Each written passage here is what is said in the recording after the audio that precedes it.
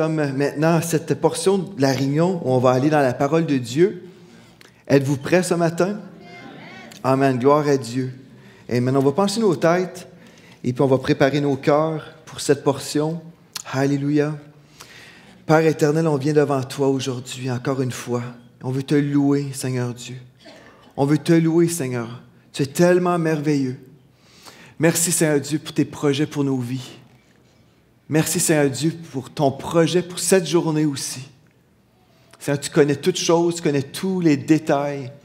Puis aujourd'hui, on vient devant toi, puis on te demande, Seigneur Dieu, viens te révéler à nous, viens te révéler à nos cœurs comme jamais auparavant. Alléluia, nous t'aimons, Seigneur Dieu. Esprit de Dieu, on te demande, accorde-nous aujourd'hui des révélations. Accorde-nous, Seigneur Dieu, vraiment qu'on puisse te connaître davantage. Ouvre nos yeux, Seigneur Dieu, pour qu'on puisse saisir ces vérités. Ouvre nos oreilles également, Seigneur Dieu, qu'on puisse entendre ce que l'Esprit de Dieu dit à l'Église. On a pris au nom de Jésus. Amen. Amen. Aujourd'hui, c'est la deuxième partie d'un message que j'ai commencé la semaine passée, qui s'intitule « Très bientôt ». Et puis, je vous ai parlé comment le Seigneur Jésus va bientôt revenir chercher son Église. Amen.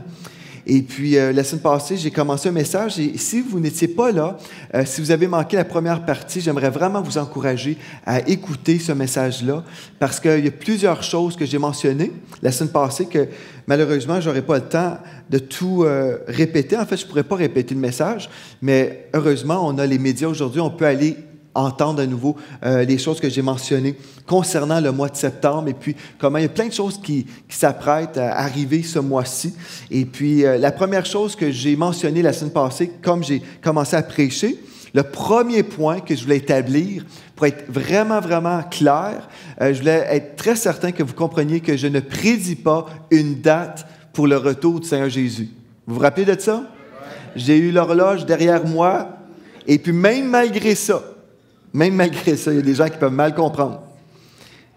Mais je me répète, je ne peux pas vous dire quand Jésus va revenir, mais je peux vous dire qu'il va revenir. Amen. Pourquoi? Parce que c'est écrit dans la parole de Dieu. Ceci dit, comme on a vu la semaine passée, on peut, par contre, connaître la saison de son retour. Et puis, on peut s'ouvrir les yeux et dire, « Oh, on voit ici que les jours sont proches. » Amen. Et puis, c'est là où on doit être réveillé. Dieu nous appelle à être réveillés, frères et sœurs. Et puis, gloire à Dieu, on peut être réveillé et puis être rempli de joie et être dans l'expectative pour ce jour glorieux.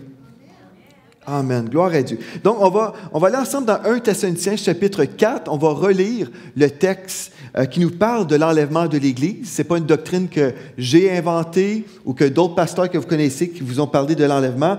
Ce n'est pas les hommes qui sont à l'origine de cette doctrine. Le mot doctrine veut tout simplement dire enseignement. Donc, ce n'est pas les hommes qui ont inventé cet enseignement-là, mais c'est tout à fait biblique. Amen. Et puis, dans 1 Thessaloniciens, chapitre 4, au verset 16, il est écrit « Car le Seigneur lui-même, un signal donné, à la voix d'un archange et au son de la trompette de Dieu, descendra du ciel, et les morts en Christ ressusciteront premièrement. Ensuite, nous les vivants qui serons restés, nous serons tous ensemble enlevés avec eux sur des nuées, à la rencontre du Seigneur dans les airs.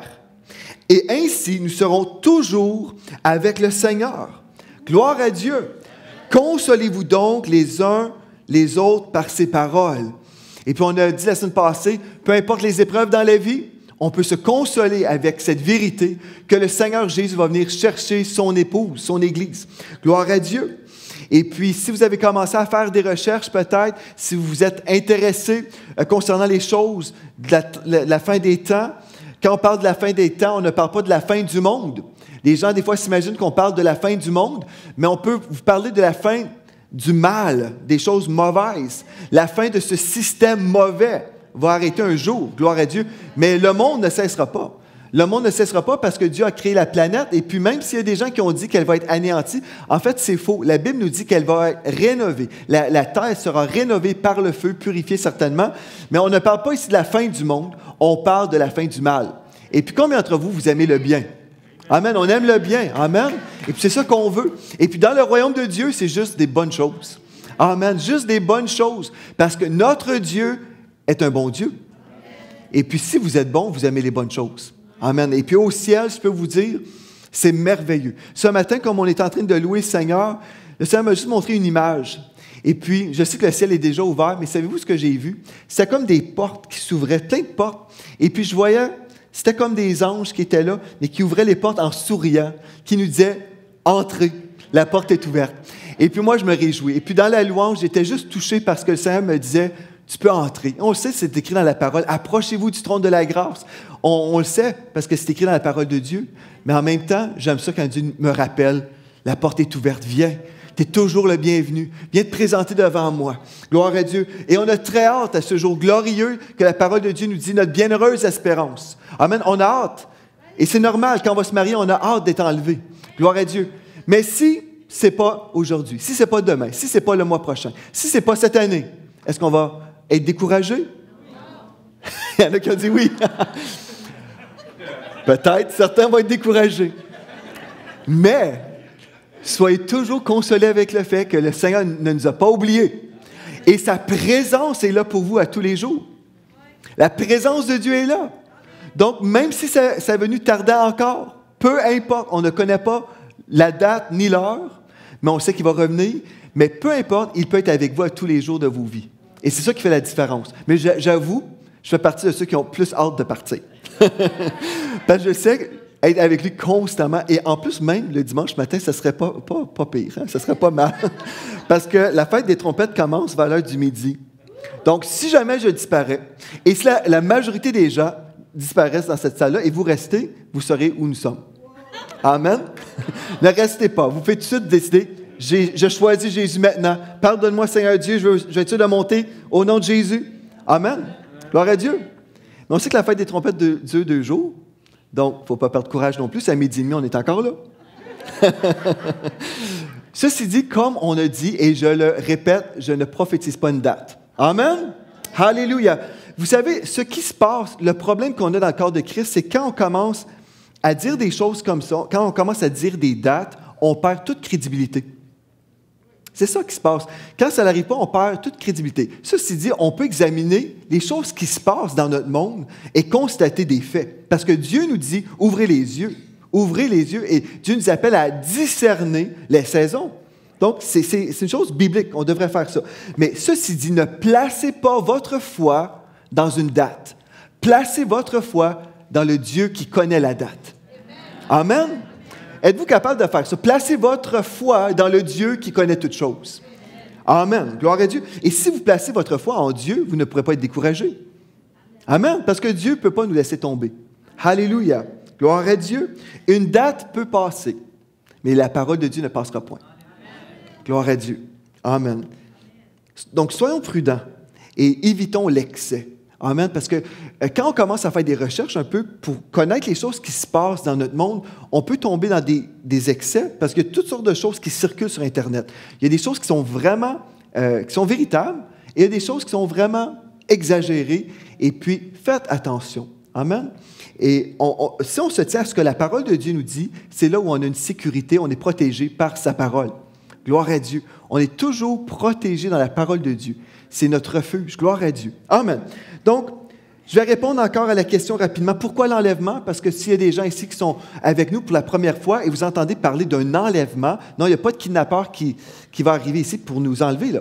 On ne parle pas de kidnappage. On parle ici que le Seigneur Jésus va venir chercher son épouse, que la Bible nous dit s'est préparée. Donc, Jésus va venir chercher son épouse qui s'est préparée. Mais pourquoi que le Seigneur Jésus viendrait chercher son épouse? Bien parce qu'il va y avoir des choses terribles qui vont arriver sur cette terre.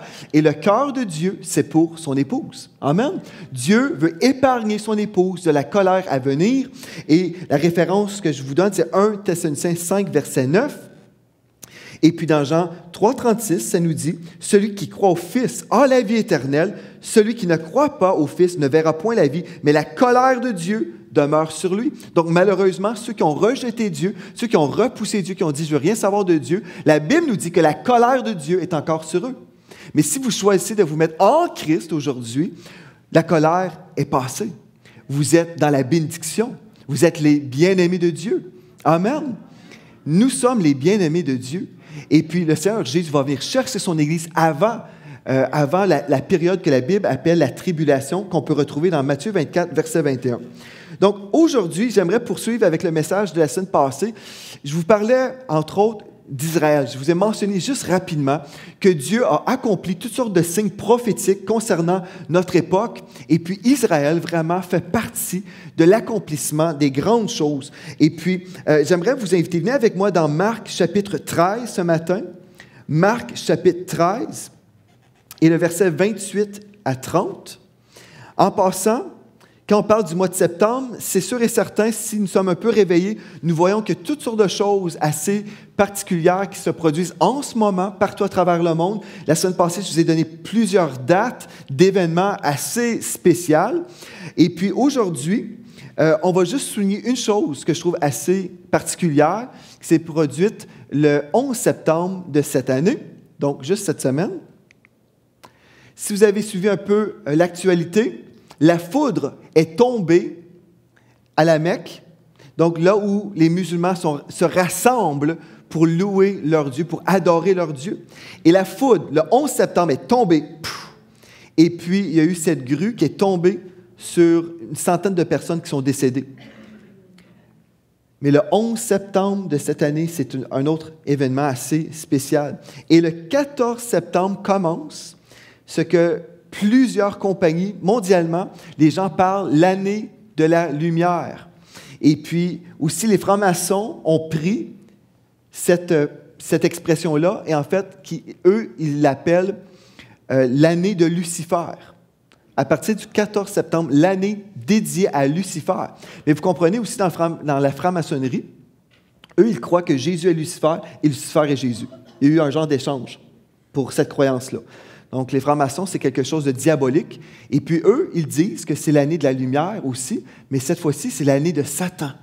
Wow! Quelle déclaration! C'est assez spécial. Mais heureusement, nous, on ne déclare pas que c'est l'année de Satan, c'est l'année de Jésus. Amen pour nous. Gloire à Dieu. Vous êtes toujours vécu. Une des choses que je veux vous mentionner concernant Israël. Israël, quand vous regardez Israël et l'historique, vous découvrez qu'Israël, c'est vraiment un lieu de miracle. C'est un peuple miraculeux. Il y a des gens qui disent, si vous ne voyez aucun autre miracle dans votre vie, si vous pouvez juste examiner, étudier un peu Israël, vous verrez qu'Israël, c'est un lieu de miracle. Vous allez croire en Dieu à cause d'Israël. Mais venez avec moi dans Marc 13, et puis je vais revenir sur cette affiche. Marc 13, verset 28 et le verset 30. Écoutez bien ceci. Ici, on retrouve un passage qui nous parle justement d'Israël. « Instruisez-vous par une comparaison tirée du figuier. » Le figuier, dans la parole de Dieu, nous représente, c'est un type d'Israël. « Dès que ses branches deviennent tendres et que les feuilles poussent, vous connaissez que l'été est proche. » Donc, à quelque part, on peut discerner les saisons si nous regardons à l'évolution de l'État d'Israël.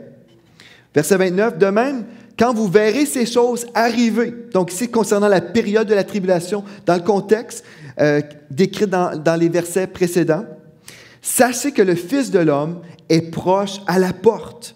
Ici, ça se réfère à son second retour. Je vous le dis en vérité, cette génération ne passera point que tout cela n'arrive. Bon, une des choses importantes ici, on veut encore une fois faire la distinction entre l'enlèvement de l'Église et le second retour de Christ. Mercredi soir, j'ai prêché vraiment sur le fait que l'Église va être enlevée avant la tribulation. Si jamais vous avez des questions sur ça, vous pourrez visiter la page YouTube ou la page sur enseigne-moi.com où le titre, c'est « L'enlèvement ou après l'enlèvement ». C'est le titre de l'enseignement de mercredi soir passé. Mais je vous donne les raisons pourquoi je crois de tout mon cœur que le Seigneur Jésus va venir chercher son Église avant la tribulation. Ceci dit, donc, il y a l'enlèvement de l'Église où Jésus va venir chercher son Église et ensuite, il y a le second retour de Christ qui va se passer 7 ans plus tard. OK? Donc, on fait la distinction. Et ici, ce verset-là nous parle du second retour de Christ. Et là, nous lisons ici, ça dit, cette génération, quelle génération? La génération décrite dans le passage qui nous parle de la génération de la tribulation. Mais entre autres, dans ce passage-là, ça nous parle du figuier qui est un type d'Israël. Et ça nous dit, quand vous commencerez à voir ces choses-là, la génération qui verra l'accomplissement prophétique concernant Israël, cette génération-là ne passera point. Bien, vous le savez, Je vais le démontrer, je le remonte. Israël est né en 1948. 1948.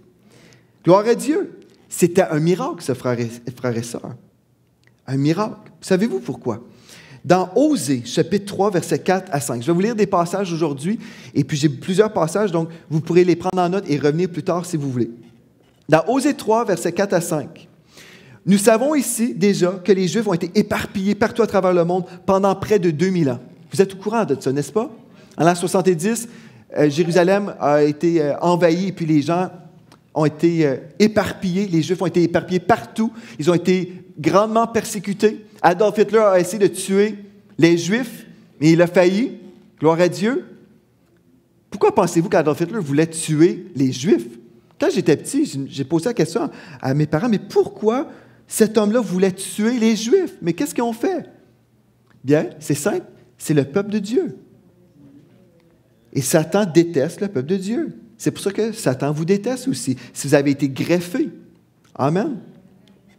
Dans Osée 3, au verset 4 et 5, ça nous dit « Car les enfants d'Israël resteront longtemps sans roi, sans chef, sans sacrifice, sans statut, sans éphod et sans téraphim. Après cela, les enfants d'Israël reviendront. » Et puis on a vu une partie de cette promesse-là qui est accomplie. Ils chercheront l'Éternel leur Dieu et David le roi. Ils tressailleront à la vue de l'Éternel et de sa bonté dans la suite des temps. Et nous savons que dans le millénium, Israël, gloire à Dieu, sera là et puis ils vont louer le Seigneur. Et même lors de l'Armageddon, je dis des choses peut-être ce matin que vous ne connaissez pas trop, mais pendant l'Armageddon, on sait qu'à ce moment-là, ils vont ouvrir les yeux et puis ils vont réaliser, ils vont recevoir la révélation que Jésus était le Messie qu'ils avaient rejeté. Mais ici, on voit la promesse, les enfants d'Israël reviendront. Bien, en 1948, une des choses merveilleuses, c'est l'accomplissement de cette parole-là. Ils sont revenus dans la terre promise. Et dans Ésaïe 68, nous avons la question suivante. Qui a jamais entendu pareille chose? Qui a jamais vu rien de semblable? Un pays peut-il naître en un jour? Une nation est-elle enfantée d'un seul coup? À peine en travail, Sion a enfanté ses fils. Et gloire à Dieu, en un jour, les Nations unies ont déclaré, ici c'était le 14 mai 1948, que la nation d'Israël était reconnue et puis Dieu a accompli cette promesse-là. Gloire à Dieu! Gloire à Dieu! C'est un grand miracle. Dans Ézéchiel 20, verset 34, il est écrit « Je vous ferai sortir du milieu des peuples et je vous rassemblerai des pays où vous êtes dispersés, à main forte et à bras étendus et en répandant ma fureur. » Et on voit, quand vous étudiez l'historique d'Israël, vous voyez, c'est absolument un miracle. Des gens partout à travers le monde, qui se retrouvent dans un petit pays, la grosseur du New Jersey. Mais partout à travers le monde, ils reviennent pour accomplir la parole prophétique de Dieu. Et Dieu nous a dit, cette génération-là ne passera point. Mais en 1948, là, je peux vous dire, ça fait quand même plusieurs années, n'est-ce pas? Ça fait un bon bout de temps, ça, n'est-ce pas? Gloire à Dieu. Et le 7 juin 1967, les Juifs ont réoccupé la ville de Jérusalem pour la première fois depuis 1897 ans. Gloire à Dieu. Gloire à Dieu. Alléluia. Gloire à Dieu. Dieu est fidèle à sa parole. Des fois, vous avez reçu des paroles sur vos vies. Vous avez reçu des paroles sur vos vies et vous dites, mais est-ce que c'est possible? Ça prend tellement de temps. Bien regardez. Êtes-vous capable d'attendre 1897 ans? Peut-être pas. Mais croyez, Dieu est toujours fidèle à sa parole. Amen. Une autre parole prophétique intéressante, c'est que la langue du peuple hébreu reviendrait une langue utilisée. Et pendant des années, des centaines d'années, cette langue-là est morte. Une langue morte. Mais ce peuple-là que vous voyez ici, ce peuple, lorsqu'ils sont revenus dans la terre promise, cette langue-là est revenue. Et puis, dans Sophonie 3.9, nous savons qu'après 2000 ans, l'hébreu a été rétabli et est redevenu la langue officielle en Israël. Ça a été prophétisé et puis voilà, ça s'est produit. Aussi, il y avait une parole qui disait que les déserts vont refleurir dans Ésaïe 41, 18 à 20. Et puis même les gens qui ont abandonné les terres, ils ont dit « Ah, c'est des terres inutiles. » Mais avec la main de Dieu, gloire à Dieu, il y avait une parole dans Ésaïe 41, 18 à 20. je vais refaire refleurir les déserts. Et Dieu a accompli encore sa parole. Même leur monnaie, Dieu avait même prophétisé par son prophète Ézéchiel 45, 12 à 16, que le shekel reviendrait l'unité monétaire en Israël. Et aujourd'hui, quand vous allez en Israël, ce n'est pas le dollar américain, c'est le shekel. Gloire à Dieu. Dieu est fidèle à sa parole. Gloire à Dieu. Je sais que pour la majorité, quand vous dormez, vous n'êtes pas trop excités, là, mais je peux vous dire que Dieu est fidèle. Amen. Dieu est fidèle. Et oui, ils reviennent. Vous savez, ce peuple-là, ils reviennent dans leur pays. De partout à travers le monde, l'Esprit de Dieu les rappelle à revenir dans la terre promise. Ils arrivent, ils partent de la France, de l'Ukraine, des États-Unis. Ils reviennent chez eux, dans la terre promise. Ça, c'est une réalisation prophétique, l'accomplissement prophétique. Gloire à Dieu. En fait, il y a 14,2 millions de Juifs dans le monde. 43% des Juifs habitent maintenant en Israël. Gloire à Dieu. Le Seigneur a fait des miracles. Gloire à Dieu. Alléluia. Bon, ça, c'est une chose, je sais que vous n'êtes pas vraiment excités quand je vous parle d'Israël. Donc, je vais vous parler de EVQ.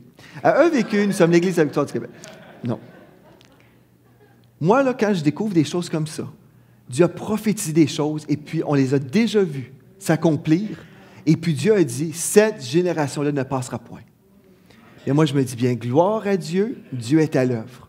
Et puis j'ai hâte de le revoir. Gloire à Dieu. Maintenant, venez avec moi dans Matthieu 24. Matthieu 24, on va lire ensemble un texte ici concernant les douleurs de l'enfantement. Parce qu'il y a plusieurs choses que nous voyons aujourd'hui qui ont été accomplies. Et aujourd'hui, ce qu'on veut faire, c'est voir les prophéties qui ont été accomplies. Amen. Dans Matthieu 24, on va lire ensemble à partir du premier verset. On va lire 14 versets aujourd'hui. Et puis on va voir ici la réalisation de ces paroles-là. Comme Jésus s'en allait au sortir du temple, ses disciples s'approchèrent pour lui en faire remarquer les constructions. Mais il leur dit, « Voyez-vous tout cela?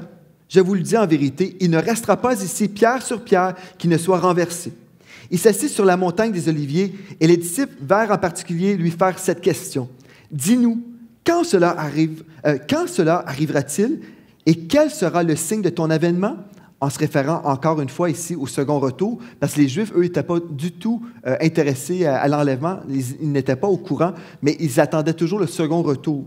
Et là, et quand sera la fin du monde ou la fin de cet âge? Donc, verset 4, Jésus a répondit, « Prenez garde que personne ne vous séduise.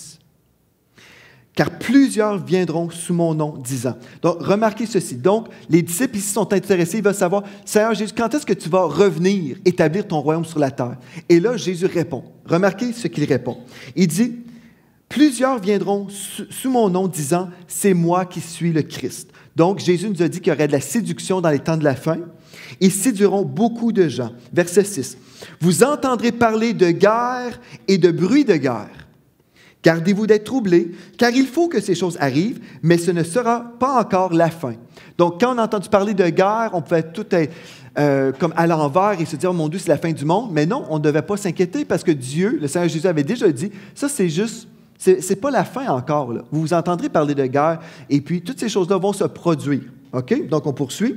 Verset 7. « Une nation s'élèvera contre une nation et un royaume contre un royaume. Il y aura en divers lieux des famines et des tremblements de terre. » Avez-vous déjà entendu parler des famines?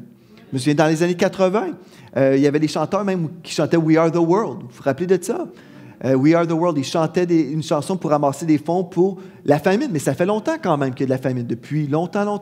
Et les tremblements de terre, on pourrait dire « Oui, mais les tremblements de terre, il y en a eu, ça fait longtemps là, qu'on a des tremblements de terre. Et puis la fin n'est pas arrivée. » C'est sûr et certain. On poursuit. « Tout cela ne sera que le commencement des douleurs. » Voyez-vous? Que le commencement des douleurs. Et quand on parle des douleurs, on se dit, OK, les douleurs. Dans Louis II, ça nous parle de douleurs. Mais en fait, le mot en anglais, c'est birth pangs.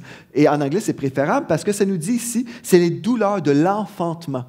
Et une femme qui accouche, vous demanderez à une femme qui a déjà accouché, là, ou si vous êtes une femme, vous pouvez vous poser la question. Quand vous accouchez, là, ça commence plus doucement au début. Et comme vous progressez dans le temps, mais finalement, ça l'augmente, n'est-ce pas? On voit les choses qui s'empirent, n'est-ce pas? Bon, j'ai jamais accouché, mais j'ai vu ma femme. Et puis, c'est pas comme le party vers la fin, c'est plus au début le party. OK? Bon. Donc, et quand le bébé est sorti, là, tout le monde se réjouit. Bon.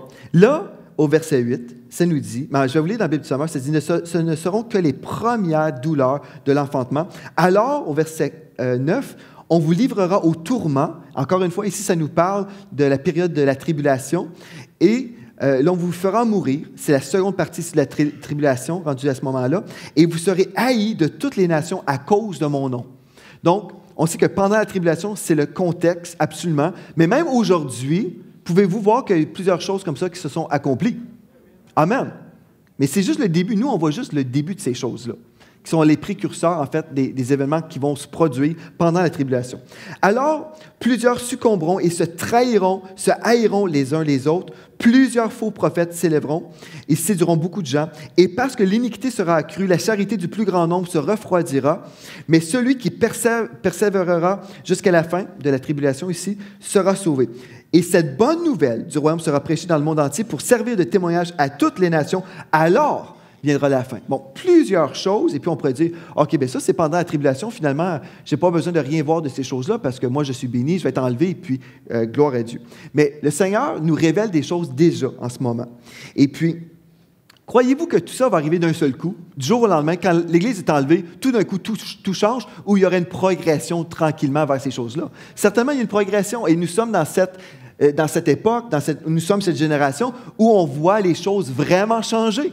Je me souviens, quand j'étais au primaire, aller à l'église, c'était quelque chose quand même de normal. C'était peut-être pas aussi commun que là, peut-être 50 ans, mais c'était quand même quelque chose que plusieurs personnes pratiquaient. Aller à l'église, c'était une chose qui faisait partie de la vie. Même des fois, j'écoute des émissions avec mes filles.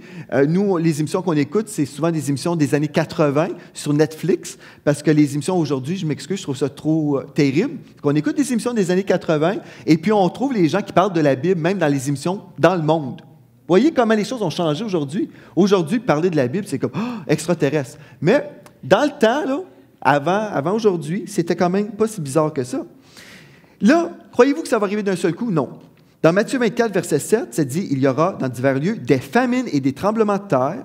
Mais là, aujourd'hui, je veux vous attirer votre attention ici sur les tremblements de terre. Regardez, en 1973, il y avait 4500 tremblements de terre. Et puis, vous voyez ici la carte, et vous voyez comment ça augmente de plus en plus. Cette année, en 2015, nous sommes rendus à 36 000 tremblements de terre et l'année n'est pas terminée. Donc, vous voyez comme cette femme en accouchement, on voit que les douleurs de l'enfantement augmentent. Aussi, si vous écoutez un peu les nouvelles, vous avez peut-être entendu parler de ça. En anglais, on appelle ça des sinkholes. En français, je n'ai aucune idée comment on appelle ça, mais c'est des trous gigantesques qui apparaissent tout d'un coup. Maintenant, c'est rendu pratiquement normal. Il y a des trous qui apparaissent un petit peu partout. Et vers la droite, vous voyez une maison, et puis cette maison-là, il y a un gigantesque trou qui s'ouvre à côté de la maison. Imaginez, c'est comme la grosseur d'une église, d'un bloc. C'est énorme, énorme. Les trous qui s'ouvrent partout à travers le monde. Si vous faites des recherches, vous verrez. Moi, je ne trouve pas ça normal. Je sais qu'il y a plusieurs chrétiens qui disent « Ah, bien, Jésus va revenir un jour, Jésus va revenir. » Et puis, vraiment, je ne m'attends pas que ça va être pour bientôt. Il y a plusieurs chrétiens comme ça. Mais je m'excuse, si on ouvre nos yeux, si on ouvre nos yeux, on voit qu'il y a des phénomènes assez particuliers. C'est trop bizarre, ce qui se produit. Aussi, avec le déchaînement de la nature, il y a des gens qui commencent à avoir peur. Il y a des gens dans notre monde qui commencent à avoir peur. Et ce qu'ils font, ils se construisent des maisons souterraines. Il y a des condos. En passant, si vous voulez vous acheter un condo dans le sol, vous pouvez. Mais probablement, vous devez être millionnaire. Les gens qui ont beaucoup d'argent sont en train de se construire. Ici, c'est un plan où vous pouvez aller voir un contracteur et puis vous commander une maison souterraine. En ce moment, il y a des super de beaux condos disponibles. Ça coûte beaucoup, beaucoup d'argent, mais vous n'avez pas de fenêtre, malheureusement, parce que ça serait juste de la roche de l'autre côté.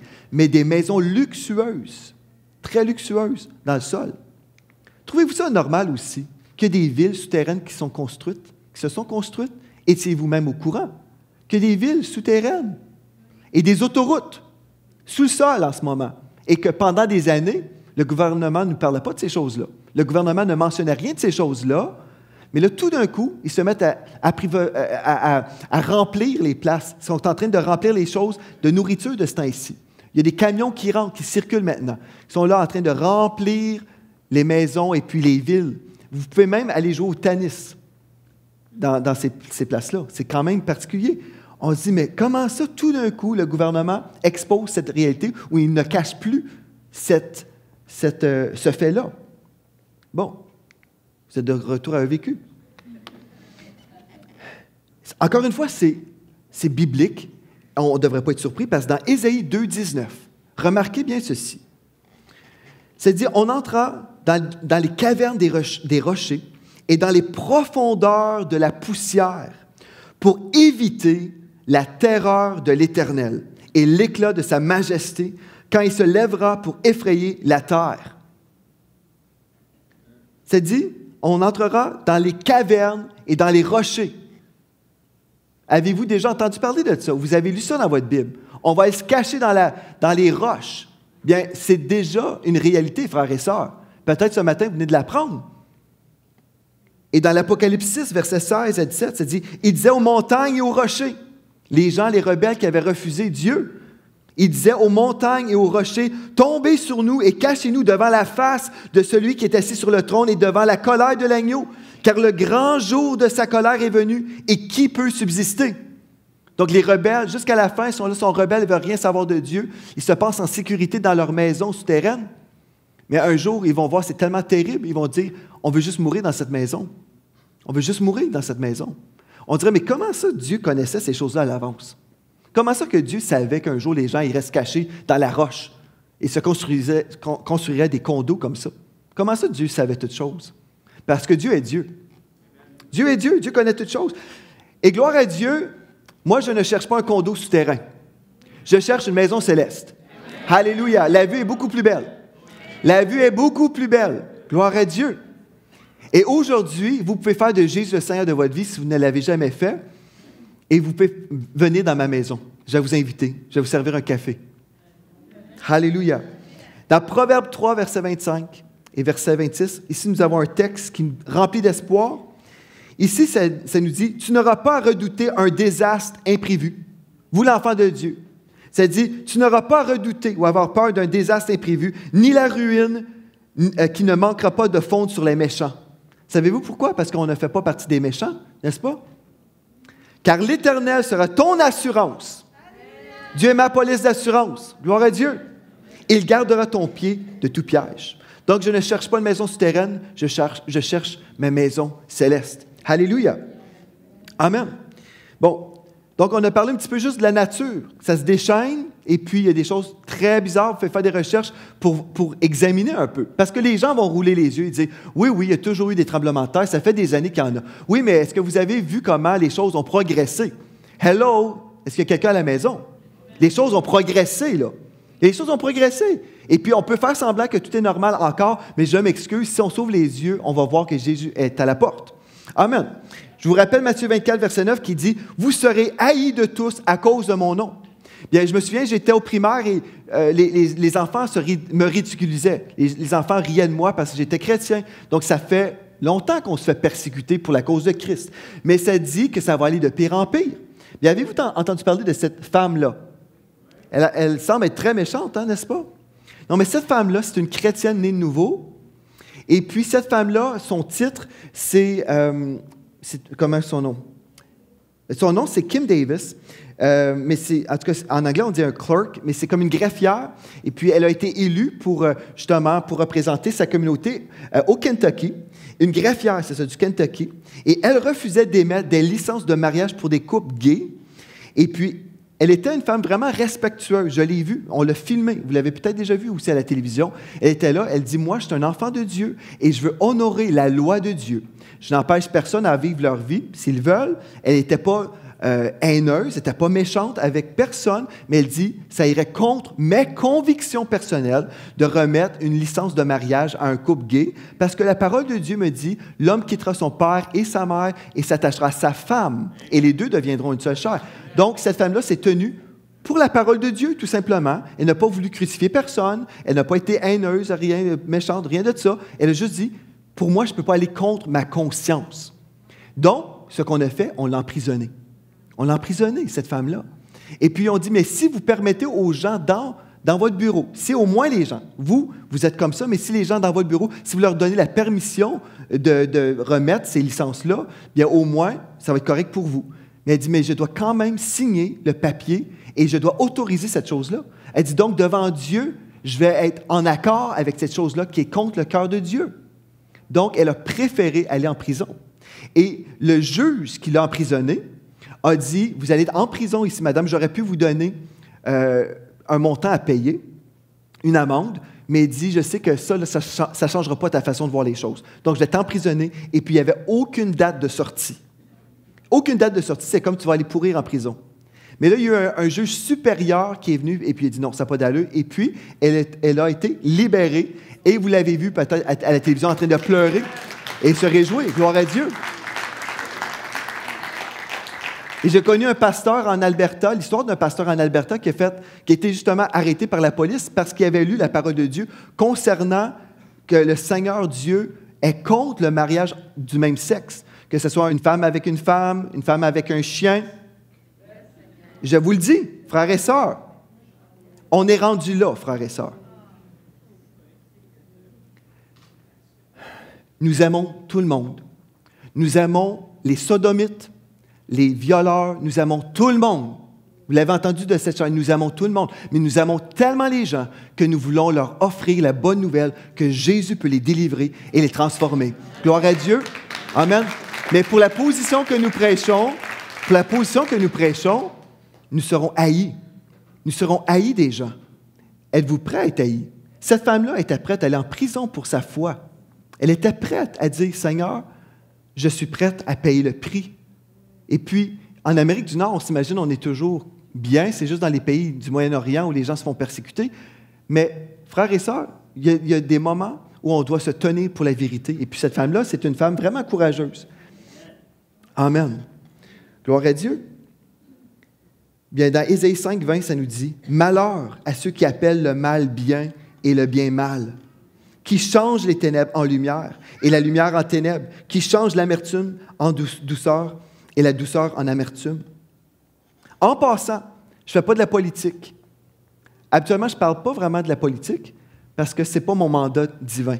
Mais là, ça touche à l'intégrité de notre foi. Je vais vous dire, on approche bientôt, le 19, je crois que c'est le 19 octobre, c'est le jour de vote ici au Canada. Et puis en ce moment, il y a un seul parti qui donne le droit à ses députés, le privilège ou le droit de voter selon leur conscience concernant l'avortement. Tous les autres partis obligent leurs députés.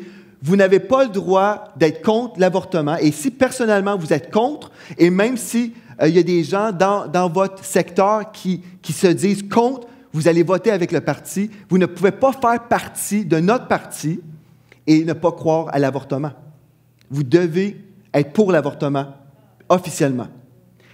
Je vois sur Facebook des gens, des chrétiens qui appuient des gens qui sont pour la sodomie, qui sont pour l'avortement, qui sont pour les plus grands péchés, je dis les plus grands péchés, mais qui sont pour les choses antichrétiennes. Je ne pourrais pas vous dire comment voter. Faites vos recherches. Mais il y a un seul parti en ce moment qui appuie Israël et qui je dirais pas, je ne veux pas faire de politique. Je ne veux pas faire de politique, mais frères et sœurs, hier, on est allé prier pour notre nation. On a prié, Seigneur Dieu, visite notre nation. Et quand le peuple de Dieu prie, on a vu, comme Faitine, lorsqu'elle était venue ici, on a vu la journée après. Elle vous avait montré la carte, là, et puis il y avait une graphique, et puis on a vu le jour après The Cry, le cri, on a vu qu'il y avait les partis anti-Dieu qui avaient diminué, et le parti qui était pour les choses de Dieu avait augmenté dans la nation. la journée après. Ceci nous montre que Dieu entend la prière. Dieu entend nos prières comme nous sommes au Canada, puis on prie, Seigneur Dieu intervient, et on n'a jamais prié pour un parti politique. Ceci dit, on n'a jamais dit, Seigneur, agis que telle personne entre en gouvernement. On n'a jamais prié spécifiquement. On a prié, Seigneur, que ceux qui marchent dans la justice soient promus. Et que ceux qui n'ont pas ton cœur, Seigneur Dieu, tasse-les.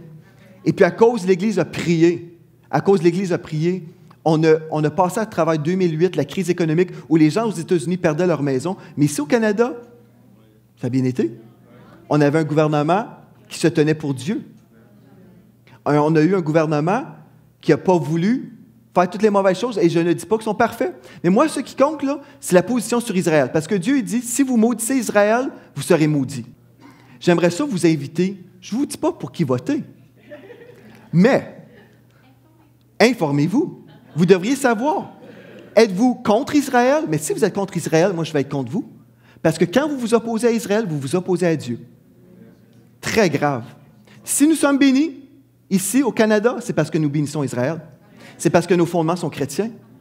Les gens ne veulent pas déménager en Inde. Avez-vous remarqué ça? Il n'y a pas une grande queue là où les gens, je veux rentrer en Inde, où on prie au rat. Les gens prient au rat, puis ils mangent les excréments. Je m'excuse, je ne veux pas manquer de respect. Mais je vous dis la vérité, vous savez, il y a des temples où les rats viennent se nourrir dans le lait, et puis s'ils font des excréments dans le lait, et le prêtre vient, et puis il boit le lait avec les excréments, c'est encore plus sain. Mais vous voyez le résultat où les gens qui sont granola, là, qui veulent faire du yoga, ils s'en vont en Inde, là. C'est ça qu'ils veulent. Mais remarquez, je m'excuse, les gens ne veulent pas rentrer en Inde. Pourquoi? C'est parce que Dieu n'a pas béni ce pays. Dieu a béni là où Dieu a été élevé, où les valeurs de Dieu. Savez-vous, le psaume 72, verset 8 est écrit sur notre bâtiment, le Parlement, ici au Canada. Le psaume 72, verset 8. Cette nation, la dominion du Canada, a été fondée à partir du psaume 72, verset 8. Je vous dis des choses, les fondements sont chrétiens. On sait que la nation n'est pas chrétienne au complet. Il y a des gens de partout dans le monde, et on aime tout le monde. On aime tout le monde, mais on aime assez les gens qu'on va leur prêcher que Jésus est Seigneur. Amen? Et puis, il y a des chrétiens qui disent, ben moi, je vais pas voter, ça ne vaut pas la peine. Frères et sœurs, si vous ne votez pas, là, vous remettez votre vote à la poubelle, et puis vous laissez le diable gérer toutes les choses. Dieu nous appelle à se tenir pour la vérité. Et puis, je répète, je ne vous dis pas comment voter, mais informez-vous. C'est quoi votre position? Hier, Fétine a répété une chose assez intéressante, assez horrible en fait. Au Canada, en ce moment, on a le droit d'avorter un enfant jusqu'à l'accouchement. Il n'y a aucune loi au Canada en ce moment. Nous faisons partie de, je pense qu'il y a la Corée du Nord où c'est pareil et nous. Ici au Canada, il n'y a pas de loi qui régit cette chose-là. On peut avorter. Pas juste au début, là. Il y a des pays où ils ont des lois, mais ici, vous pouvez même avoir accouché. Les dames, vous pouvez accoucher à moitié et encore avorter l'enfant. Parce que tant et aussi longtemps que l'enfant n'est pas totalement sorti du ventre de la mère, cet enfant-là n'est pas considéré un être humain ici au Canada en ce moment. Ça, c'est la loi ici des hommes. Donc, je peux vous dire, le gouvernement n'est pas parfait.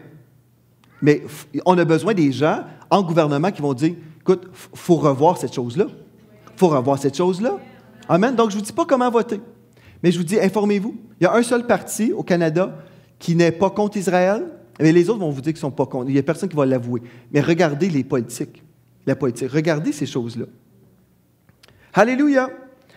Non, mais frères et sœurs, on doit briller. Dans la Bible, ce que je vous dis, c'est juste biblique. Je ne vous ai pas mentionné un parti politique, n'est-ce pas? Je n'ai pas mentionné rien. Oh, alléluia! Gloire à Dieu. OK.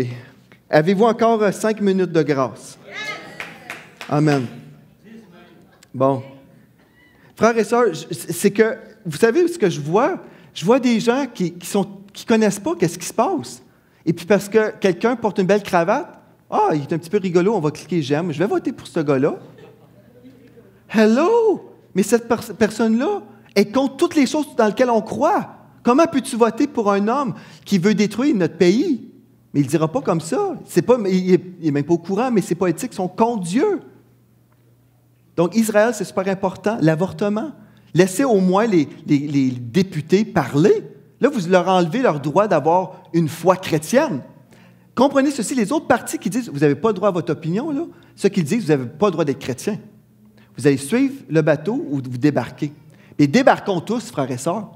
On doit se tenir et dire, au moins, mon vote va compter pour quelque chose. Au moins, je ne dis pas que le parti est parfait, loin de là. Je ne dis pas que tout ce qu'ils ont fait, c'est correct. Mais je vais voter pour le moins pire des pires. Amen. Amen. Bon, mais gloire à Dieu. OK. Donc, on voit ici l'effondrement de la société. Et gloire à Dieu, Dieu n'a pas fini. Là, je dois terminer avec ceci. En passant, non seulement il y a l'effondrement de la société comme un signe prophétique qu'on a vu dans Matthieu 24, mais aussi dans Matthieu 24, verset 11, ça dit « Plusieurs faux prophètes s'élèveront et séduiront beaucoup de gens. » En fait, des faux prophètes, ce n'est pas nécessairement quelqu'un qui se dit prophète, c'est un représentant de Dieu, quelqu'un qui va parler au nom de Dieu. Donc, il va y en avoir beaucoup qui vont séduire les gens. Et puis, frères et sœurs, on doit se réveiller aussi, là. On doit se réveiller et faire attention à ce que nous écoutons, parce qu'il va y en avoir plein qui ne vont pas se tenir pour la parole de Dieu de nos jours, qui vont être derrière la chaire, puis ils vont dire « Ah, ben, ça c'est correct, ça c'est correct, ça c'est... » Ça me dérange-tu que... Ça me dérange-tu ce que tu penses? C'est ce que Dieu dit, c'est ça qui compte. N'est-ce pas, frères et sœurs? Bien là, la Bible, tout d'un coup, ça a l'air qu'on peut changer nos façons de voir les choses, parce que là, tout d'un coup, tout le monde change d'avis. Mais Dieu, là, il n'a pas changé d'avis. Dieu, il ne change pas d'avis. Ce que Dieu a dit, c'est toujours bon. Amen. OK. Donc, l'Église, en ce moment, on sait qu'il y a deux courants, courant d'apostasie et un courant du réveil. Vous avez le choix, un ou l'autre. Mais l'apostasie, en ce moment, je me souviens, là, peut-être 1 an ou 2, j'étais dans une réunion avec mon épouse. C'était pas une réunion, c'était un concert chrétien dans une église chrétienne au Québec que je ne mentionnerai pas, ça ne sert absolument à rien. Mais on était là, on s'est déplacé pour un concert. Et puis, j'étais là et j'ai trouvé ça assez particulier que je sois entouré de ce que je voyais. En avant de moi, il y avait un couple qui était ensemble et puis, il y avait 4 situations. Nord, est, sud, ouest. J'étais entouré par l'apostasie. Puis je me demandais, j'ai dit, mais Seigneur, comment ça tu me permets de voir ces choses-là dans une église? Mais Dieu me disait, je veux te montrer l'état de l'église. Il y avait des gens qui se faisaient des attouchements pendant le concert chrétien. Êtes-vous là ce matin? Des attouchements en église. Puis il y avait d'autres, une conversation, d'autres qui se frenchaient. J'étais à l'église. Puis c'est un concert chrétien. L'onction, moins 50 000. Savez-vous quand l'onction vient? Quand on élève le nom de Jésus. Quand on chante « Il est super gentil », des paroles comme ça, là.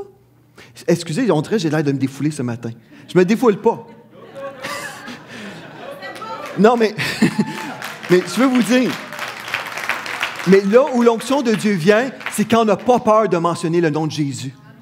Quand on a peur, « I love you, you're so nice, you're... » Il n'y a pas d'onction là-dessus. Mais c'est quand on dit « Jésus, je t'adore, je te célèbre. » C'est quand on n'a pas honte de mentionner son nom, au moins. Et puis les lumières, les chou, chou, chou, chou. J'aime mieux de l'onction que ça, moi. La boucane, j'aime mieux le feu du Saint-Esprit. Non, mais c'est vrai. On peut attirer les gens de ce monde avec des lumières. Puis je ne suis pas contre les lumières. Si on a des lumières. On ne chante pas dans le noirceur. Mais quand on est obligé de faire des spectacles avec les lumières parce qu'il n'y a absolument rien dans l'esprit, on a un sérieux problème. Puis au lieu d'augmenter le niveau de lumière et la boucane, on devrait augmenter le niveau de prière. Et dire, Seigneur, j'ai besoin de me tourner vers toi. Puis Seigneur, c'est sec notre Église. Viens nous visiter, fais quelque chose, Seigneur Dieu. N'est-ce pas? On a besoin de revenir au Seigneur vraiment dans l'Église. Ça fait qu'il y a 2 courants qui se passent en ce moment. Puis je demandais au Seigneur, j'ai dit, mais qu'est-ce qu'on fait, Seigneur, concernant cette Église apostate où les gens mettent de côté ta parole, ils mettent de côté la prière, ils mettent de côté la sainteté. On est comme indifférent, on s'en balance de ce que Dieu dit. C'est comme, en autant qu'on ait des gens. Moi, je l'ai dit depuis des années, peu importe le nombre de personnes, on ne changera pas ce qu'on prêche. Ça va être la parole de Dieu. Puis s'il y a 2 personnes dans cette Église qui veulent l'entendre, ça sera 2 personnes. Mais honnêtement, on ne peut pas vivre autrement. Il faut que ça soit ce que Dieu dit. Amen. Ça fait que là, Dieu m'a répondu avec Marc 5, 22. Quand j'ai dit, Seigneur, qu'est-ce qu'on fait avec l'apostasie? Dieu ne m'a pas dit, commence à décortiquer toute l'apostasie puis leur dire comment c'est pas correct. Il m'a dit, suis-moi et laisse à ceux qui sont morts le soin d'enterrer leurs morts.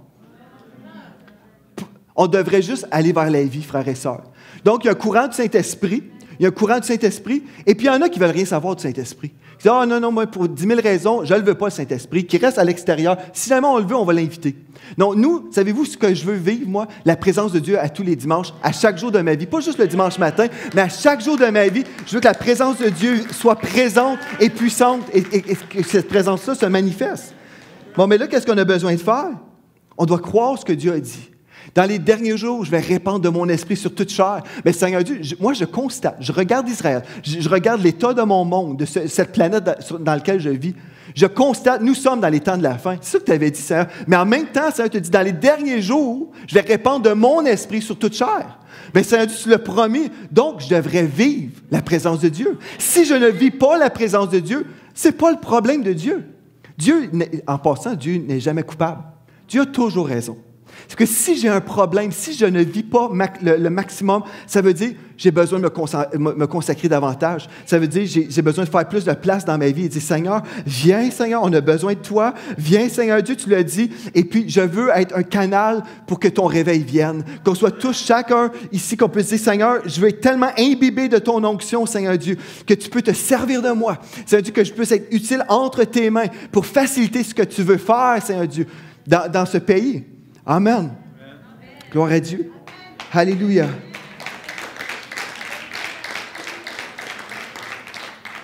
Je vais arrêter là.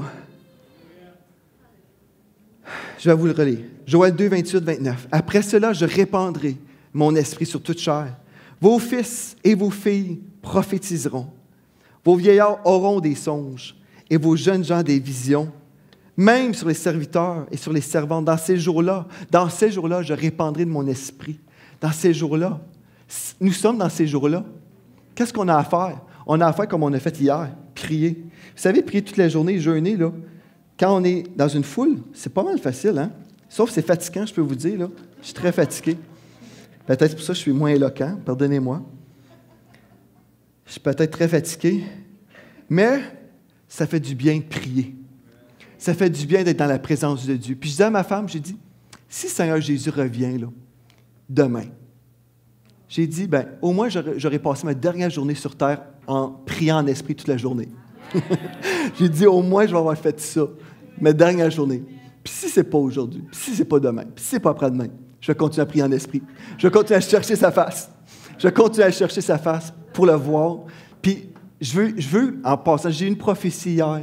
J'ai dit à ma femme, ça concernait les médias, puis la personne ne me connaissait pas du tout. Il me donnait, c'est un des pasteurs. Il dit, Sam, me dit quelque chose par rapport aux médias, je ne vous le dirai pas. Mais j'ai dit à ma femme, une prophétie, ça veut dire qu'il y a peut-être encore du temps qui reste devant nous. Mais là, ma femme a dit, de toute façon, ça va toujours donner des paroles, puis peu importe, on va toujours avoir une destinée. J'ai dit, ouais, c'est vrai, sauf que ça me donne quand même de l'espoir. Ça, c'est dit, s'il ne revient pas tout de suite, alléluia, j'ai une destinée, vous avez une destinée, et on a un monde à aller gagner. J'ai invité l'équipe de la louange, faites vous approcher. Amen. Gloire à Dieu, notre foi n'est pas dans une date, notre foi est en un Dieu qui contrôle les dates. Alléluia. Et Seigneur, aujourd'hui, Seigneur Dieu, on vient devant toi. On veut juste te remercier pour ta présence. On te remercie parce que tu es un Dieu qui dit toujours vrai. Seigneur Dieu, ta parole dit vrai. Même si les gens changent d'opinion, toi, tu ne changes pas d'opinion. Ta parole s'accomplit, Seigneur Dieu.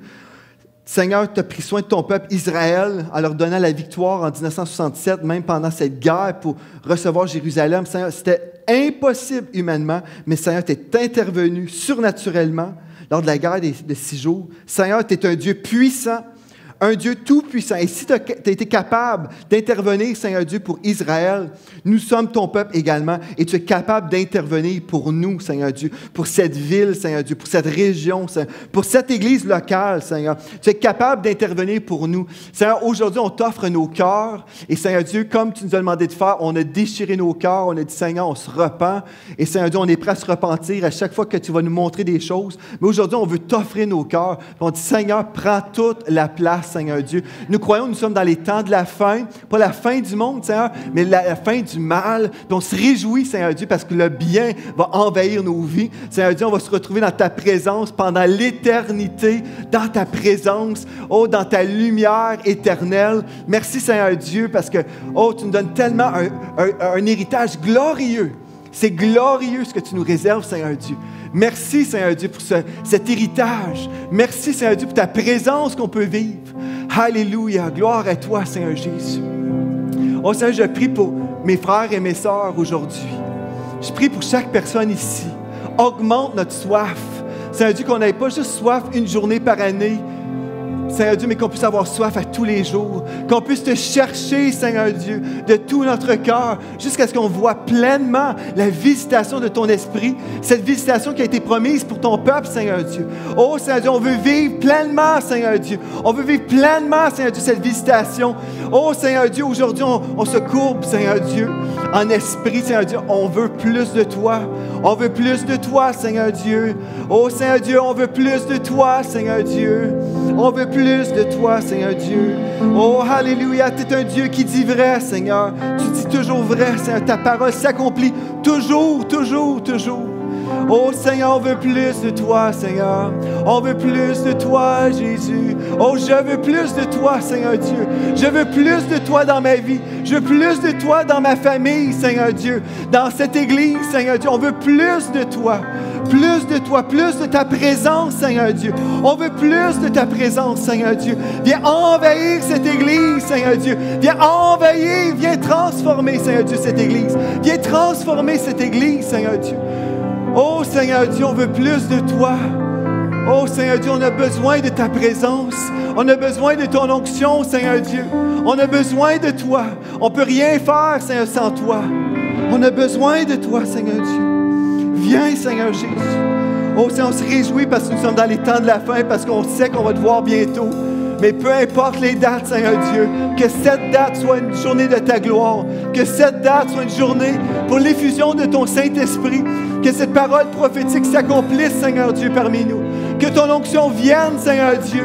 Alléluia. Oh, Seigneur, je prie pour tous ceux ce matin qui sont encore pris peut-être par des choses qui les retiennent d'avancer avec toi. Peut-être sont pris par la religion. Peut-être sont pris par des craintes et des doutes, Seigneur Dieu. Oh, Esprit de Dieu, viens, Seigneur Dieu. Seigneur, on déclare la liberté aujourd'hui. On déclare la liberté, Seigneur Dieu, pour tous ceux qui ont un voile en ce moment, qui voient toutes sortes d'empêchements. Ils se disent, mais comment je peux faire? Comment je peux faire répondre à l'appel de Dieu? Il y a ceci, il y a cela. Seigneur Dieu, au nom de Jésus, on déclare que ce voile quitte les yeux maintenant, que les gens voient maintenant la splendeur de ton évangile, qu'ils puissent répondre à ton appel et dire, oui, Seigneur Dieu, je vais répondre avec un oui. Oui, Seigneur Dieu, je vais répondre à ton appel. Je vais faire, Seigneur Dieu, ce que tu m'appelles à faire.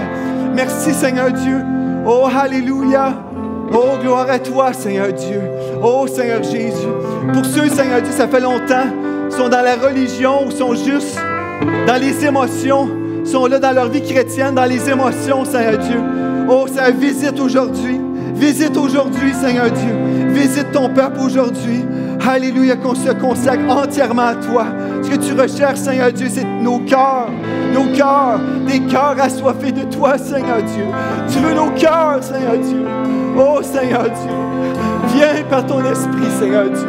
Touche le cœur de ton peuple, Seigneur Dieu. Oh, alléluia. Oh, Seigneur Dieu, viens, Seigneur Dieu, comme jamais auparavant. On a besoin de toi, Seigneur Dieu. Alléluia. Gloire à toi, Seigneur. La Bible déclare, Israël, reviens à l'Éternel ton Dieu, car tu as trébuché par ta faute. Prenez avec vous des paroles de repentance et revenez à l'Éternel. Dites-lui, pardonne toute faute et reçois-nous favorablement. Nous t'offrirons au lieu de taureau l'hommage de nos lèvres. L'Assyrien ne nous sauvera pas. Nous ne monterons pas sur des chevaux et nous ne dirons plus à l'ouvrage de nos mains, notre Dieu. Car auprès de toi, l'orphelin trouve de la compassion. Je crois que Dieu fait de la maison de vécu une maison prophétique. Et je crois que Dieu appelle cette maison à ouvrir la bouche et à déclarer des choses prophétiques pour notre génération. Il y a un appel pour les médias pour cette maison. Et cet appel, ce n'est pas pour l'amour de caméras, de vidéos.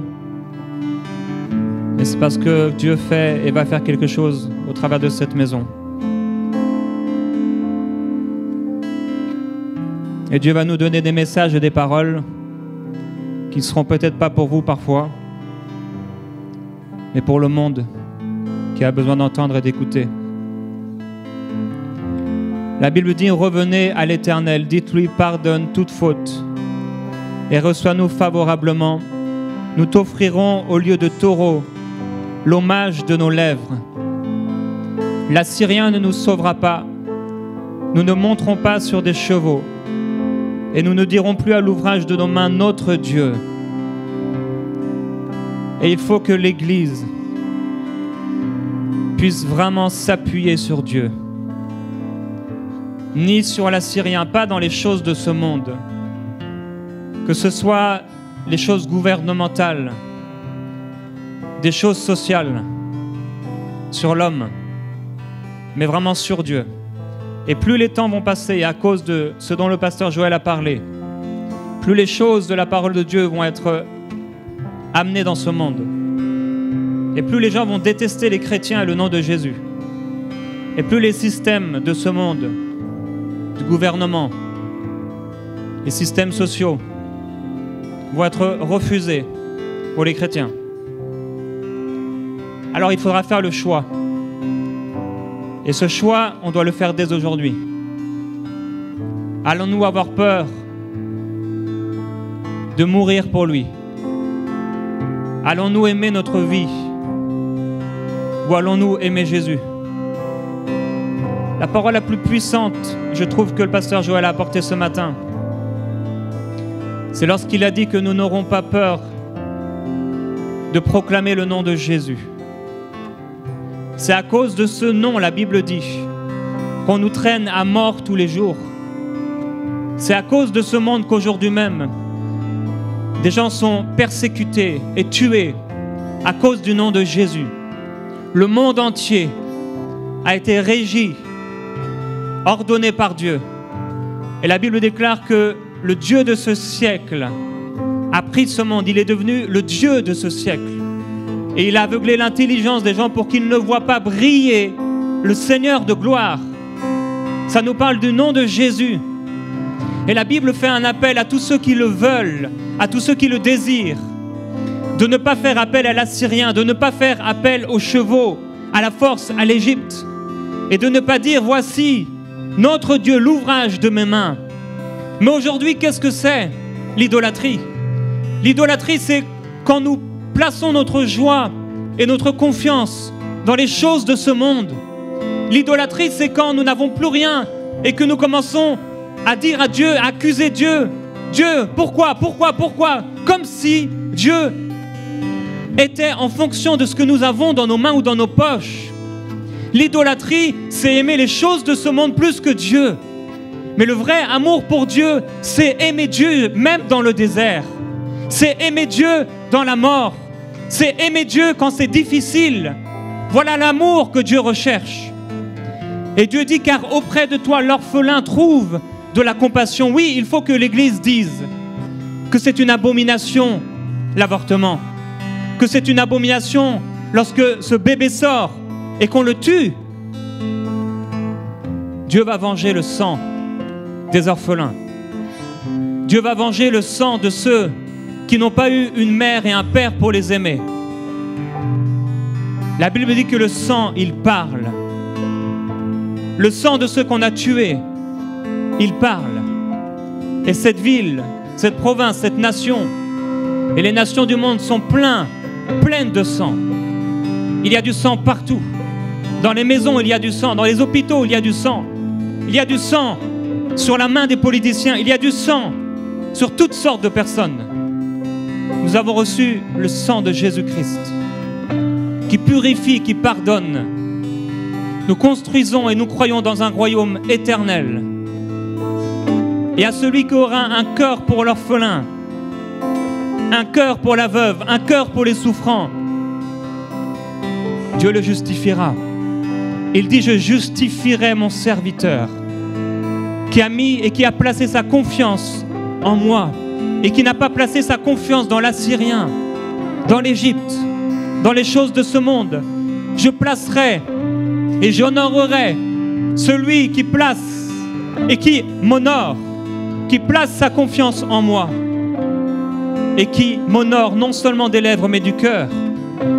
Il dit, je guérirai leur inconstance, j'aurai pour eux un amour généreux, car ma colère s'est détournée d'eux. Je serai comme la rosée pour Israël, il fleurira comme le lys, il s'enracinera comme le Liban, ses rameaux s'étendront, il aura la magnificence de l'olivier, la senteur du Liban. Ils reviendront ceux qui s'assoient à son ombre, ils redonneront la vie aux froment, ils fleuriront comme la vigne, ils auront la renommée du vin du Liban. Éphraïm, qu'ai-je à faire encore avec les idoles? Je l'exaucerai, je le suivrai des yeux, je serai comme un cyprès verdoyant.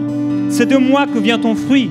Que celui qui est sage ait l'intelligence de ces choses, que celui qui est intelligent les comprenne, car les voies de l'Éternel sont droites, les justes y marcheront, mais les criminels y trébucheront. À celui qui est juste, Dieu dit, j'assure la paix. À celui qui est juste, j'assure la paix. Il n'y a aucune femme qui avorte, qui est en paix avec ce qu'elle a fait. Il n'y a aucune femme qui peut enseigner aux gens autour d'elle, j'ai avorté et je t'encourage fortement à faire comme moi, car je suis heureuse. J'ai tellement de paix d'avoir avorté. Voilà pourquoi l'Église se tient contre cette chose-là. Et voilà pourquoi Dieu se tient contre l'avortement. Parce que non seulement l'enfant est mort, mais la femme qui l'a tué est morte à l'intérieur. Pourquoi Dieu n'aime pas l'homosexualité? Pourquoi Dieu n'aime pas l'avortement? Parce que tous ceux qui le pratiquent sont à l'intérieur tellement tristes, tellement malheureux. Leur conscience constamment les rappelle. Ce que tu as fait n'est pas juste. Ce que tu as fait n'est pas saint. Ce que tu as fait n'est pas pur. Dieu est un Dieu d'amour. Et parce qu'il est amour, il ne veut pas que ceux qui font le mal aient mal. Mais il veut qu'ils reviennent de leur voie, de leur mauvaise voie. La Bible dit dans Hébreux 13, 13, « Sortons donc hors du camp pour aller à lui, en portant son opprobre, car nous n'avons pas ici de cité permanente, mais nous cherchons celle qui est à venir.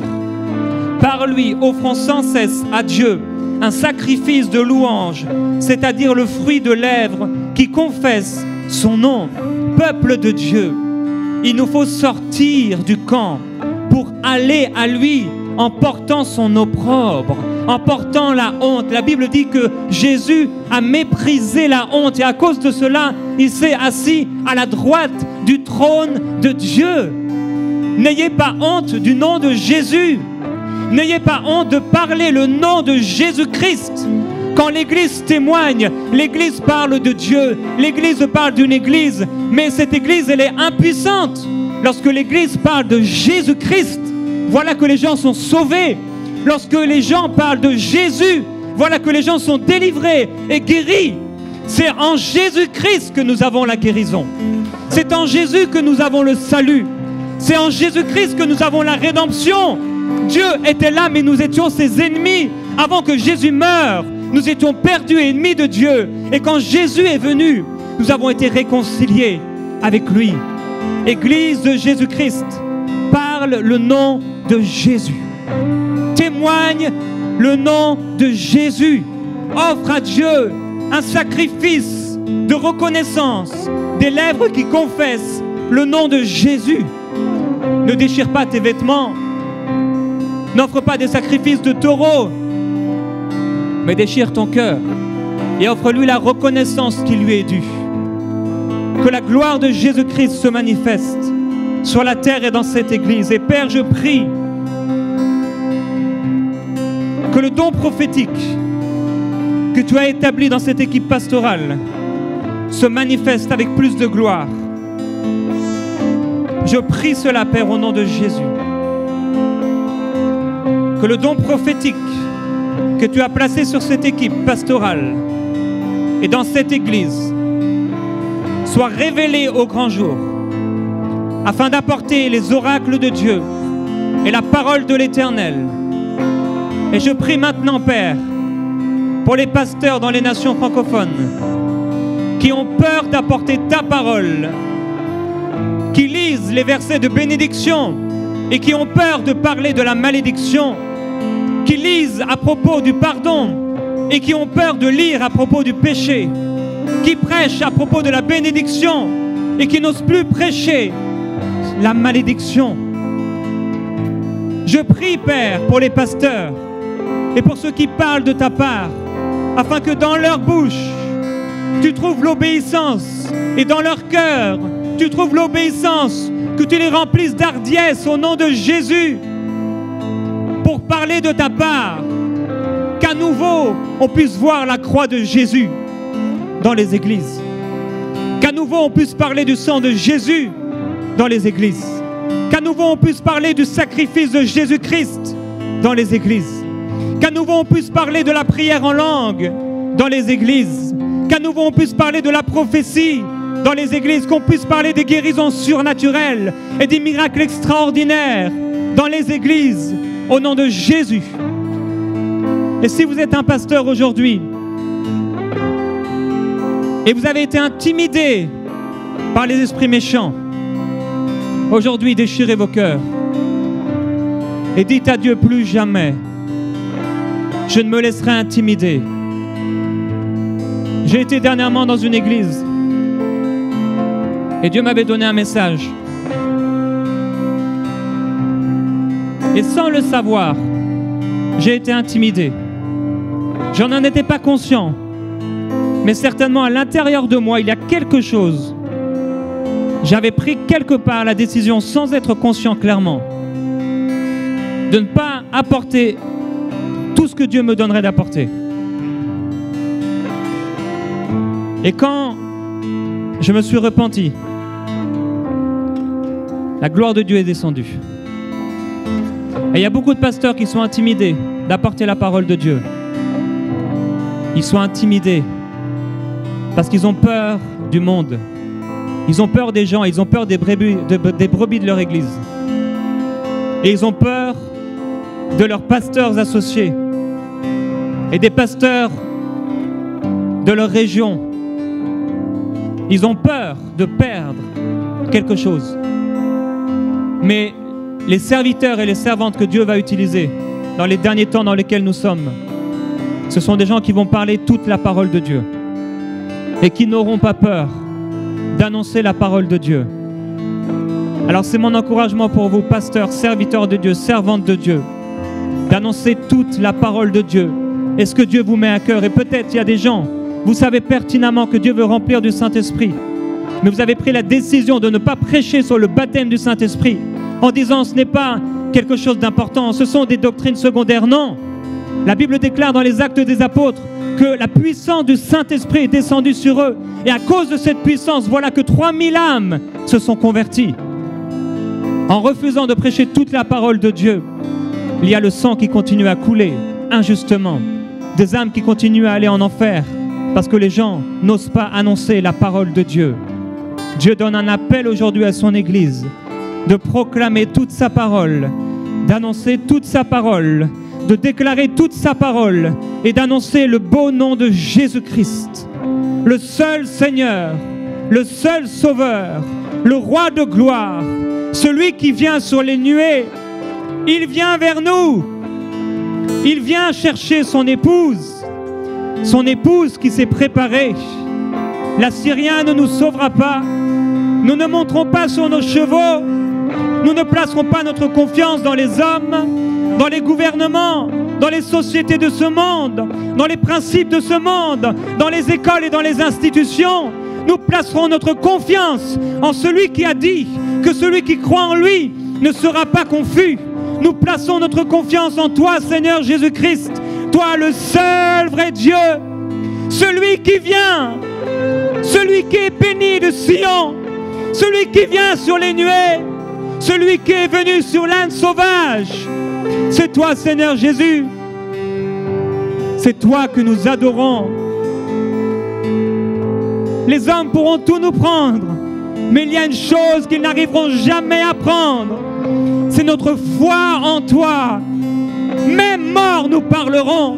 Même mort, nous continuerons à déclarer ta parole. Même mort, nous continuerons à déclarer que nous t'aimons, car nous t'aimons, Seigneur Jésus. Nous aimons ton nom et nous aimons ta parole. Tu es notre vie, tu es notre source, tu es notre amour, tu es notre joie, tu es notre bonheur. Nous déclarons que les choses de ce monde n'ont pas de valeur pour nous. L'or et l'argent ne sera pas notre idole. Tu seras notre Dieu, l'unique et le véritable. Et nous serons à toujours tes serviteurs. Nous te servirons dans la Jérusalem céleste. Nous te servirons sur ces routes pavées d'or. Nous honorerons ton nom, le nom qui mérite la gloire, qui mérite la louange, qui mérite l'honneur. Et nous te verrons face à face, tel que tu es, merveilleux Jésus. Adorons Jésus. Adorons Jésus. Il est digne de gloire. Adore Jésus là où tu es, où que tu sois. Adore-le. Dis-lui qu'il est ton Dieu. Confesse le nom de Jésus-Christ. Alléluia.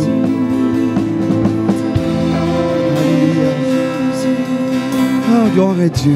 Seigneur, on te remercie. Merci parce que tu t'es révélé à nous. Nous te connaissons, Jésus, et tu nous connais. Tu nous connais. Alléluia. Merci, Seigneur Dieu, parce que bientôt, très bientôt, nous allons te voir, toi le roi. Bientôt, très bientôt, nous te verrons, face à face. Alléluia, dans ta présence pendant l'éternité. Et d'ici ce temps-là, Seigneur, on va être trouvé fidèles à travailler jusqu'à ton retour. Merci, Seigneur Dieu, parce que tu nous donnes des yeux pour voir les âmes autour de nous qui ont besoin d'entendre parler de toi. Merci, Seigneur Dieu. Juste en terminant, s'il y a une ou plus qu'une personne ici, je ne veux pas étirer la réunion, mais rapidement, si vous n'avez jamais dit oui à Jésus, comme le pasteur Jérémie a dit, c'est le nom de Jésus qui sauve. J'aimerais ça vous inviter juste à venir en avant vite. Je vais prier avec vous. Déplacez-vous de votre place et je vais prier avec vous une prière pour être sûr et certain que vous êtes prêts à aller au ciel. Si vous n'avez jamais prié et donné votre vie à Jésus, ça prend 2 minutes. Jésus, lui, a payé le grand prix. Ça coûte rien. Ça coûte rien. Jésus a tout payé. C'est déjà tout payé. Vous avez juste à vous déplacer maintenant, rapidement, et puis je vais prier avec vous et vous serez sûr et certain d'aller au ciel. Donc, amen. S'il y en a une ou plusieurs personnes, ne soyez pas gênés. Aujourd'hui, c'est le jour du salut. Alléluia. La porte est ouverte pour le ciel si vous voulez rentrer. Amen. Si tout le monde ici, si vous êtes tous sauvés, bien, gloire à Dieu. Mais pour nos amis sur Internet, à la télévision aujourd'hui, je vous invite, dites oui, Jésus, je te donne ma vie. Je te donne ma vie. Prends-la maintenant. Pardonne-moi de tous mes péchés. Lave-moi dans ton sang, dans ton précieux sang. Fais de ma vie un chef-d'œuvre pour toi. Je me donne à toi pour ton saint service. Et si vous l'avez prié avec foi aujourd'hui, écrivez-nous à info@evqmedia, info@evqmedia.com. Et puis on va se réjouir avec vous que vous êtes devenu un enfant de Dieu. Est-ce qu'on peut acclamer le Seigneur en terminant? Alléluia, gloire à toi, Seigneur Dieu. Alléluia, alléluia.